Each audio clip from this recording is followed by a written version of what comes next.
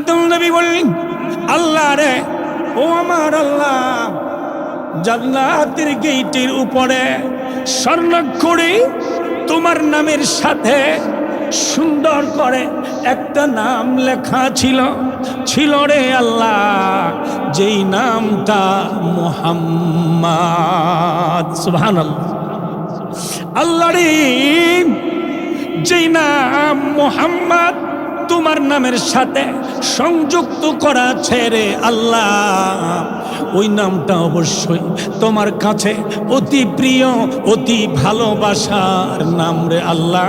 আল্লাহ রে, ওই নামের দোহাই দিলাম, ওই নামের উসিলা দিলাম রে আল্লাহ। ওই নাম বরকতপূর্ণ নামের উসিলায় আজকে আমি আদম নবী রে তুমি মাফ করে দাও। এমনি যেই মাত্র আদম নবীর জবান থেকে এই কথা বের হয়ে গেছে, এই নামটা বের হয়ে গেছে, আমার আল্লাহর তো খুশি হয়ে গেছেন। আমার আল্লাহ, ঠিক কিনা বলে? আমার আল্লাহর দয়ার সাগরে, আমার আল্লাহর রহমতের সাগরে, আমার আল্লাহর মায়ার সাগরে ঢেউ উঠে গেছে। আমার আল্লাহ বলে, আদম নবী রে, এমন নামের দোহাই দিলা ও আদম নবী, এমন একটা নামের দোহাই তুমি দিলা, এমন একটা নামের উসিলা তুমি দিলা রে আদম। আদম রে, আজকে এই মুহূর্তে যদি আমি আল্লাহ তোমারে ক্ষমা না করি রে আদম, আমার ওই নামের অসম্মান হবে। আমার আল্লাহ বললেন, আদম নবী, আমার বন্ধু নবী মুহাম্মদ, আমার প্রিয় বন্ধু, আমার প্রিয় হাবিব, আমার নবী, যেই নবীর সুপারিশে, যেই নবীর উসিলায়, যেই নবীর দোহাই দিলে, যেই নবীর উসিলায় আমি আল্লাহ, তুমি আদম নয়, আদম রে, তোমার সন্তানের ভিতরে কিয়ামত পর্যন্ত যত সন্তান দুনিয়ার জমিনে যাবে, তাম দুনিয়ার সমস্ত মানুষগুলির ভিতরে আমার বন্ধুর নামের দোহাই, আমার বন্ধুর উসিলায় যত মানুষ আমার বন্ধু চাইবে রে আদম, সমস্ত মানুষকে কিয়ামত পর্যন্ত আমার বন্ধুর উসিলায় আমি আল্লাহ মাফ করব। আদম নবীকে আমার আল্লাহ ডাক দিলেন, আদম নবী যাও, আমি আল্লাহ মাফ করে দিলাম, আমি আল্লাহ ক্ষমা করে দিলাম। ওই দিনটা, যেই দিন আদম নবী আমার আল্লাহর দরবারে মায়ের নবীর উসিলা দিলেন, ওই দিনটার নাম ছিল জুমার দিন, ইয়াউমুল জুমআ, শুক্রবার দিন। জুমার দিনে আমার আল্লাহ আদম নবী এবং হাওয়া আলাইহিস সালামকে একত্রিত করে দিলেন, একসাথে করে দিলেন। আর আমার আল্লাহ বলে দিলেন, আদম রে, ও আদম, যেই নবীর নামের উসিলায় আমি আল্লাহ তোমারে, তোমার বিবিরে মাফ করে দিলাম। ও আদম, জেনে রাখো, কিয়ামত পর্যন্ত তোমার সন্তানদের ভিতরে যারাই অপরাধ করবে, গুনাহ করবে, আমার বন্ধুর নামের উসিলা যখন দেবে, উসিলা দিতে দেরি হবে, আমি আল্লাহ মাফ করে দিতে দেরি হবে না। আমি আল্লাহ মাফ করে দিব। এই জন্যে পাহাড় পরিমাণ গুনাহ করলেও আমার আল্লাহ বলেন আমি মাফ করে দেব। সুবহানাল্লাহ, আমি মাফ করে দিব। আমার আল্লাহ ধমকি দেন, আবার আদর করেন। যিনি শাসন করেন তিনি আদরও করেন, ঠিক কিনা বলেন? যিনি শাসন করেন তিনি আদরও করতে জানেন। মা বাবা সন্তানকে মারতেও জানে, আদর করতেও জানে। সন্তানকে মারে, মারধর করে ঘর থেকে বের করে দেয়, আবার এই সন্তানের মায়ায় মা খাবার খায় না, বাবা খাবার খায় না। মনে পড়ে যায় কেমনে খাবার খায়। আমি না আমার সন্তানটারে মারধর করে ঘর থেকে বের করে দিয়েছি, আমার সন্তানটা না খায়া কোথায় জানে ঘুরতে আছে, মা বাবার মনে ব্যথা লেগে যায়। আমার আল্লাহ বলেন, বান্দারে, আমি আল্লাহ জাহান্নাম বানিয়েছি, আমি আল্লাহ জাহান্নাম বানিয়েছি, আমি আল্লাহ জাহান্নামের ধমকি তোমাদেরকে দেই, আমি আল্লাহ জাহান্নামের ভয় তোমাদেরকে দেখাই, আবার আমি আল্লাহর মায়াও লাগে। আমি না আমার বান্দাগুলিরে বানাইছি।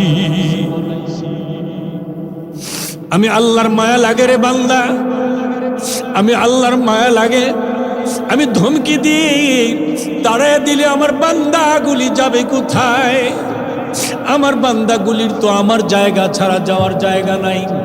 আসমানের উপরে গেল আমার জায়গা, জমিনে থাকলেও আমার জায়গা, পাহাড়ে উঠলেও আমার জায়গা, সমুদ্রে গেলেও আমার জায়গা, মহাসমুদ্রের তলদেশে গেলেও আমার জায়গা। আমার বান্দা যেখানেই যাবে সেখানেই তো আমার জায়গা। আমার বান্দার তো যাওয়ার জায়গা নাই, অতএব আমি বান্দাকে ফালাবো কোথায়? এই জন্যে আমার মায়ের নবী বলেন, উম্মত রে, গুনাহ তোমার অনেক, তোমার গুনাহের হিসাব নাই, কিন্তু তোমার বেহিসাব অগণিত গুনাহ মাফ করার জন্য আমার দয়ার আল্লাহ শুধুমাত্র সামান্য একটা উসিলা খুঁজেন। কি খুঁজেন? বলেন কি খুঁজেন? একটা মানুষ পরিবারের মধ্যে অনেক সময় এমন হয়, বউ শাশুড়ি ঝগড়া করে, শাশুড়ি রাগ করে, না হয় শাশুড়ির সাথে বউ রাগ করে খায় না, এরকম হয় না? এরকম হয়। হওয়ার পরে দেখা গেছে সকালে রাগ করছে, দুপুর বেলা খায় না, সবাই খানা খায়, বউ রাগ করছে, শাশুড়ি খানা খাইতে আছে, বউ অপেক্ষা করে আমার শাশুড়ি আম্মানি আমার একটা ডাক দেয়। ঠিক না বেটি? জোরে কোন ঠিক কিনা? আমার শাশুড়ি আম্মানি আমার একটা ডাক দেয়, আমার শ্বশুর আব্বানি আমার একটা ডাক দেয়, আমার পরিবারের মানুষগুলি আমার একটা ডাক দেয়। ডাক দিতে দেরি হবে, আমি যা খাইতে দেরি হবে না, অপেক্ষা শুধু একটাই, কেউ নি ডাক দেয়। ঠিক কিনা? কেউ নি ডাক দেয়। আমার আল্লাহ কয়, বান্দা বান্দা 80 বছর 100 বছর গুনাহ করছ, আমি আল্লাহ শুধু অপেক্ষায় থাকি তুই নিয়ে আমি আল্লাহর কুদরতি পায়ের সামনে হাজির হইয়া চোখের পানি ছেড়ে দিয়া একটি বার নি বলস, আল্লাহ আমি অপরাধ করেছি, মাফ চাই। আমার নবী বলে, উম্মত রে, আমার আল্লাহ শুধু অপেক্ষায় থাকেন বান্দা কখন আল্লাহর কাছে ক্ষমা চাইবে, আল্লাহকে ডাক দিবে, কখন আল্লাহকে ডাক দিবে, এই অপেক্ষায় শুধু থাকে আমার আল্লাহ। বান্দা আমার আল্লাহর কাছে চাইলেই আমার আল্লাহ ক্ষমা করে দেন। বান্দা কখন দুরূদ শরীফ পড়ে, আমার আল্লাহ অপেক্ষায় থাকে আমার বান্দাটা নিয়ে আমার মায়ের নবীর উপরে দুরূদ শরীফ পড়ে, দুরূদ শরীফ কেউ উসিলা বানাইয়া আমার বান্দারে মাফ করে দিব। আমার আল্লাহ অপেক্ষায় থাকেন আমার বান্দানি আমি আল্লাহরে লা ইলাহা ইল্লাল্লাহ বলে ডাক দেয়, আমি আল্লাহর নামের জিকির করে, তাওহীদের বাণী উচ্চারণ করে, একত্ববাদের সাক্ষী দেয়। যদি দেয় আমি আল্লাহর উসিলায় মাফ করে দেব। আমার বান্দানি আমি আল্লাহ পবিত্র, এই সাক্ষীটা নি দেয় সুবহানাল্লাহ বলিয়া আমি আল্লাহ তাকায়া থাকি। আমার বান্দা যদি আমি আল্লাহকে পবিত্র বর্ণনা করিয়া পবিত্রতার বর্ণনা দিয়া একবার সুবহানাল্লাহ বলে একে উসিলা করে আমি আল্লাহ বান্দারে মাফ করে দেই। আমার আল্লাহ শুধু তাকায় থাকেন বান্দার দিকে। এই জন্য আমার নবী বলেন, দুরূদ শরীফ পড়লে গুনাহ মাফ হয়। দুরূদ শরীফ পড়লে কি মাফ হয়? বলেন কি মাফ হয়? দুরূদ শরীফ পড়লে গুনাহ মাফ হয়, ইস্তিগফার করলে গুনাহ মাফ হয়, তাওহীদের বাণী একত্ববাদের জিকির করলে, লা ইলাহা ইল্লাল্লাহর জিকির করলে গুনাহ মাফ হয়, সুবহানাল্লাহ আমার আল্লাহর পবিত্রতা বর্ণনা করলে গুনাহ মাফ হয়, আমার আল্লাহর বরত্ব আল্লাহু আকবার বর্ণনা করলে জিকির করলে আমার আল্লাহ গুনাহ মাফ করেন, গুনাহ মাফ হয়। এই জন্য আমার আল্লাহ শুধু উসিলা জায়গায় জায়গায় দিয়ে রাখছেন। বান্দা তোমার গুনাহের অভাব হবে না, কিন্তু উসিলার অভাব হবে না। সুবহানাল্লাহ। এই জন্য আমার মায়ের নবী বলেন, উম্মত রে, ও বড় আলমপুরের উম্মত, ও উপস্থিত মুসলমান, আমার নবীজি বলেন কোন উম্মত মুসলমান, কোন উম্মত নারী অথবা পুরুষ যদি প্রতি জুমার দিনে আসর নামাজের পরে নামাজের জায়গায় বৈশা থাইকা 80 বার দুরূদ শরীফ পড়ে, কয়বার? বলেন কয়বার? 80 বার যদি দরুদ শরীফ পড়েন, আসরের নামাজ পড়িয়া নামাজের মুসাল্লায় বসে থাইকা, নামাজের জায়গায় বসে থাইকা না উঠিয়া 80 বার দরুদ শরীফ পড়ে, আমার নবী বলেন এই 80 বার দরুদ শরীফ পড়ে এই মানুষটা নামাজের মুসাল্লা থেকে উঠার আগে আগে আমার আল্লাহ তার 80 বছরের গুনাহ মাফ করে দেন।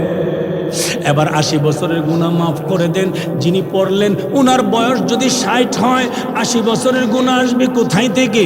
এই জন্যে বন্ধু আমার, আল্লাহ পাক শুধু পিছনের গুনাহ মাফ করার ক্ষমতা রাখেন, সামনের গুনাহ মাফ করার ক্ষমতা কি রাখেন না? কথা বলেন, রাখেন না? রাখেন। গাফারাল্লাহু মা তাকাদ্দামা মিন যামবিকা ওয়া মা তাআখার। আল্লাহ পাক বলেন আমি বান্দার পিছন এবং সামনের সব গুনাহ মাফ করে দিতে পারি। আল্লাহ সব মাফ করে দিতে পারেন।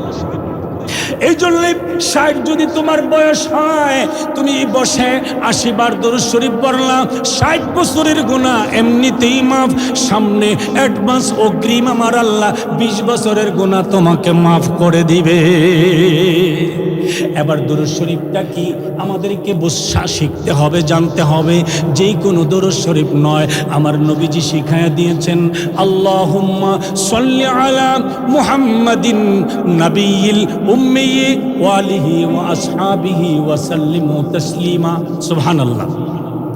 আল্লাহুম্মা সাল্লি আলা মুহাম্মাদিন নাবিয়িল উম্মি ওয়া আলিহি ওয়া আসহাবিহি ওয়া সাল্লিমু তাসলিমা।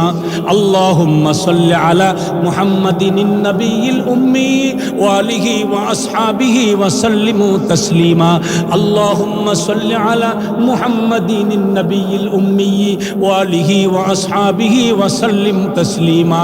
এই দুরূদ শরীফটা প্রতি জুমার দিন আসরের নামাজের পরে, আসরের নামাজ পড়ার পরে নামাজের জায়গায় বসে থাইকা এই দরুদ শরীফটা পড়লে আমার নবীজি বলেন 80 বছরের গুনাহ মাফ। সুবহানাল্লাহ।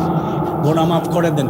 আল্লাহ ইস্তেগফার দ্বারা গুনাহ মাফ করেন, জিকির দ্বারা গুনাহ মাফ করেন, সুবহানাল্লাহ দ্বারা গুনাহ মাফ করেন, আলহামদুলিল্লাহ দ্বারা গুনাহ মাফ করেন, আল্লাহু আকবার দ্বারা গুনাহ মাফ করেন, একত্ববাদের জিকির দ্বারা, লা ইলাহা ইল্লাল্লাহ দ্বারা আমার আল্লাহ গুনাহ মাফ করে দেন। এইভাবে নামাজ দ্বারা আমার আল্লাহ গুনাহ মাফ করেন, ওযু দ্বারা গুনাহ মাফ করেন, দান খয়রাত করার দ্বারা আমার আল্লাহ গুনাহ মাফ করেন, কুরবানি দ্বারা গুনাহ মাফ করেন, সালাম দেওয়া দ্বারা গুনাহ মাফ করেন, মানুষকে সম্মান করার দ্বারা, বড়কে সম্মান করা, ছোটকে স্নেহ করার দ্বারা আমার আল্লাহ গুনাহ মাফ করেন, মানুষের উপকার করার দ্বারা আল্লাহ গুনাহ মাফ করেন, মানুষের ক্ষতি করা থেকে বেঁচে থাকার দ্বারা আল্লাহ গুনাহ মাফ করেন, মানুষকে মর্যাদা দেওয়ার দ্বারা আল্লাহ গুনাহ মাফ করে দেন। এমনিভাবে গুনাহ মাফ করার মতো উসিলার অভাব নাই, অভাব নাই। আমার আল্লাহ শুধু উসিলা তালাশ করেন। বান্দা তোমার গুনাহ যদি আকাশ জমিনের মাঝখানের খালি জায়গা পরিমাণ, ভরপুর পরিমাণ গুনাহ হয়ে যায়, আমার আল্লাহ ছোট্ট থেকে ছোট্ট একটা উসিলা দিয়েও ক্ষমা করে দিতে পারে। কিন্তু আল্লাহকে ভয় করে, সদা সর্বদা আল্লাহকে ভয় করে, আল্লাহর কাছে চাইতে হবে। ঠিক কিনা বলেন? আমরা ভয় করব কাকে?